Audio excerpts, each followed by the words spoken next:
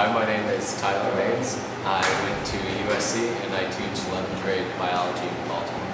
I like teaching science because we get to do a lot of hands-on activities, and when we do labs, my students really enjoy it and they see how what we're learning in class can be applied to their lives and what's going on around them.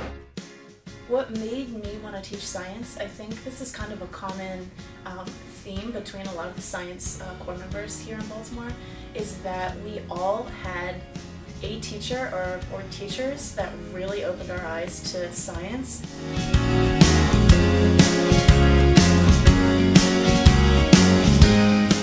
Once those first couple weeks come around, they actually start learning about the periodic table and learning like what are these different blocks, what is an element, what is silver, what is magnesium, and what is a proton, what is a neutron. That to me is what I like teaching, because I know for a fact that when they walk into my classroom they have no clue what a periodic table of elements is. For our chemical reactions unit, every day we would do different demonstrations, and my kids would walk out of there saying, wow, you'll never guess we blew up today, even though we didn't actually do real blobs. It was kind of like an explosion for them. It's kind of like an automatic engagement piece. They want to learn, well, why did that happen? Why, did mixing those two things together produce such a crazy thing?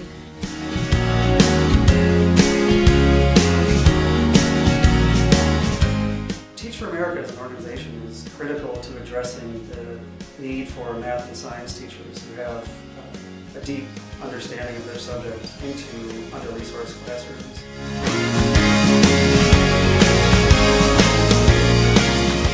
The way that I really can feel my impact in the classroom is when I have kids, they start out at the beginning of the year thinking science is really just not something that they ever wanted to do or what we're ever going to be good at.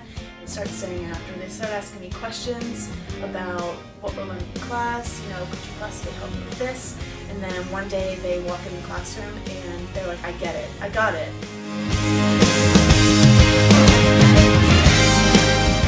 And my hope is when they leave my class that they have a strong foundation in science, and that they actually build some sort of love for science, and I like it when they ask me questions that they see on the news or they hear from their friends or their family and they're interested in them. A student the other day, we were doing a project learning about science professions, and she came in saying, I want to be a lawyer, I don't want to do anything related to science, I don't see why I have to do this project.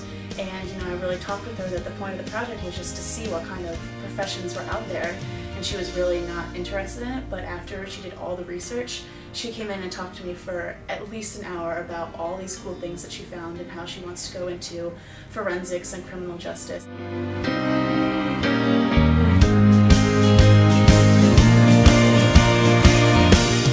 So coming up in June, I'm finishing my 2-year commitment, but I am deciding to stay at Carver-Tech for 1 more year to teach chemistry. I'd like to see the class that I taught last year graduate, which I think will be really rewarding. And hopefully getting into a strong passion of mine, which is youth and low-income areas with health problems, and hopefully learning more about kinesiology and being able to incorporate that into communities that really need help with exercise and diet.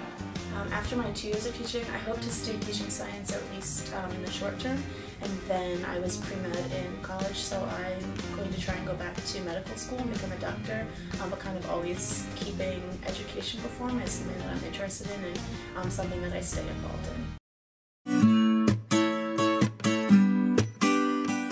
Hi, my name is Kurt Bone. I'm a 2004 New Orleans Corps member.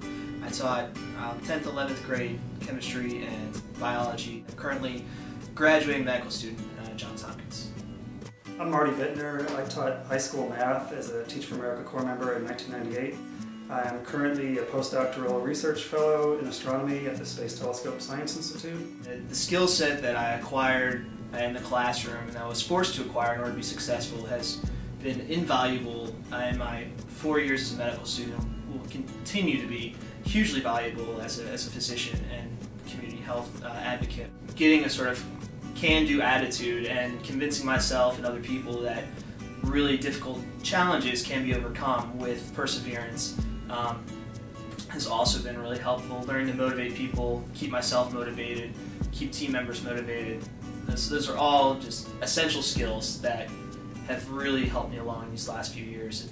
The biggest intangible that I got out of my Teach for America experience was a sense of overcoming adversity and fortitude in the face of obstacles.